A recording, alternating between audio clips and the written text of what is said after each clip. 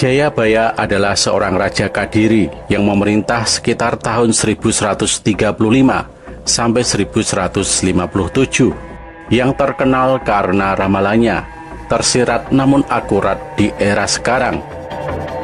Salah satu ramalan paling terkenal dari Jayabaya adalah pembelahan Pulau Jawa menjadi dua. Ramalan ini dihubungkan dengan aktivitas vulkanik Gunung Slamet yang tersebar di 5 kabupaten di Jawa Tengah, yakni Brebes, Banyumas, Purbalingga, Pemalang, dan Tegal. Menurut ramalan tersebut, letusan Gunung Slamet akan menyebabkan Pulau Jawa terbelah, menciptakan parit yang menghubungkan pantai utara dan selatan Jawa.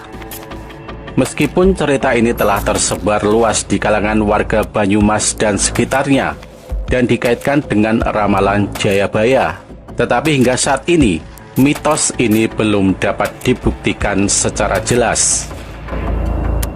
Selain meramalkan pembelahan Pulau Jawa, Jayabaya juga menyatakan dalam ramalannya bahwa banjir bandang ono ngendi-endi, yang artinya sebagai banjir yang akan melanda di mana-mana, bahkan hingga tenggelamnya Pulau Jawa. Ramalan Jayabaya juga mengindikasikan terjadinya bencana besar yang akan menimbulkan banyak korban. Ramalan ini menyinggung banyak peristiwa tak terduga di masa depan, termasuk ketidakpastian cuaca. Ramalan tersebut tertulis dalam beberapa naskah, antara lain Serat Jayabaya Musasar, Serat Pranitiwiknya, dan lain sebagainya. Selain itu juga disinggung di Babat Tanah Jawi. Salah satu tulisan Jayabaya tentang bencana alam adalah sebagai berikut. Dalam ramalan Jayabaya, akeh ingkang goro-goro, udan salah mongso prapti, akeh lindu lan grahono, dalajate salin salit, pepati tanpa aji, anutuk ing jaman sewu, 800 ta iya tanah Jawa potar patir, Ratu Koromurko kutilo pansirno. Artinya adalah banyak kejadian dan peristiwa alam maupun dalam kehidupan masyarakat manusia yang luar biasa. Musim penghujan tidak teratur dan sering datang dengan curah hujan tinggi, hingga tidak ada curah hujan sama sekali. Gempa bumi sering terjadi dan menelan banyak korban jiwa manusia, ternak, dan harta benda. Demikian juga sering terjadi fenomena alam misterius, yakni terjadinya gerhana bulan dan gerhana matahari. Selain meramalkan tentang tanah Jawa yang akan tenggelam, Jayabaya juga meramalkan tentang sosok yang akan membuat Indonesia meraih kejayaan. Sebagian orang-orang Jawa tradisional meyakini bahwa saat ini adalah zaman gelap yang disebut sebagai era kegelapan, sesuai dengan ramalan Jayabaya tersebut. Sepanjang tahun 2024, mereka percaya bahwa dalam waktu dekat, Ratu Adil akan muncul untuk membawa negeri ini menuju masa kejayaan yang baru. Namun kemudian muncul pertanyaan, siapakah sebenarnya sosok Ratu Adil tersebut? Sebuah karya ilmiah dan literasi dari Universitas Hindu Indonesia Bali berjudul Ratu Adil Satrio Piningit dan Zaman Edan menjelaskan bahwa Satrio Piningit secara harfiah berarti kesatria yang masih tersembunyi oleh zaman, sementara Ratu Adil diartikan sebagai pemimpin yang bijak dan adil. Meski masyarakat zaman dulu kerap menyamakan Satrio Piningit dengan Ratu Adil, sebenarnya keduanya tidak selalu identik.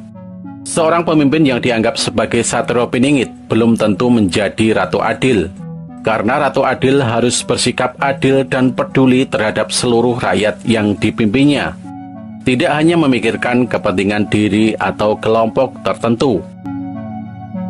Pandangan bahwa gelar Satrio Piningit dan Ratu Adil memiliki makna yang sama berasal dari istilah Jawa yang mengatakan Satrio Piningit sinisihan wahyu Ratu Adil, yang mengartikan bahwa Satrio Piningit memiliki peran dalam menciptakan karakter seorang pemimpin yang adil dan bijaksana. Kitab Musasar dari Sunan Giri Prapen juga membahas konsep ketatanegaraan yang jika diaplikasikan dapat membentuk masyarakat adil dan sejahtera, suatu gambaran dari Ratu Adil. Selain itu, kitab tersebut menyiratkan bahwa munculnya Satrio Piningit, kesatria penolong yang tersembunyi, akan diikuti oleh kemunculan Ratu Adil.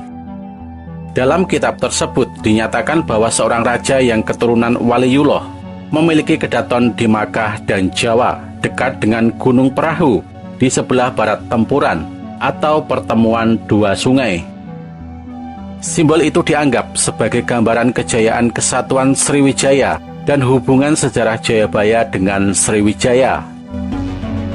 Berdasarkan ramalan Jayabaya, Ratu Adil yang akan muncul di masa depan akan berasal dari keturunan Kerajaan Majapahit. Munculnya diprediksi terjadi ketika kendaraan besi dapat berjalan tanpa kuda dan kapal mampu menjelajah langit dan angkasa. Walaupun Ratu Adil akan menghadapi masa sulit, penghinaan dan kemiskinan, keyakinan bahwa masa sulit itu akan berlalu karena ketulusan dan keteguhan hatinya untuk menciptakan harapan akan kebangkitan masa kejayaan yang akan dibawa oleh sosok Ratu Adil.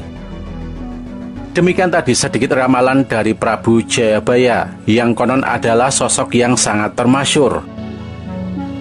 Setelah masa Prabu Jayabaya, sosok peramal ternyata banyak jumlahnya di Nusantara.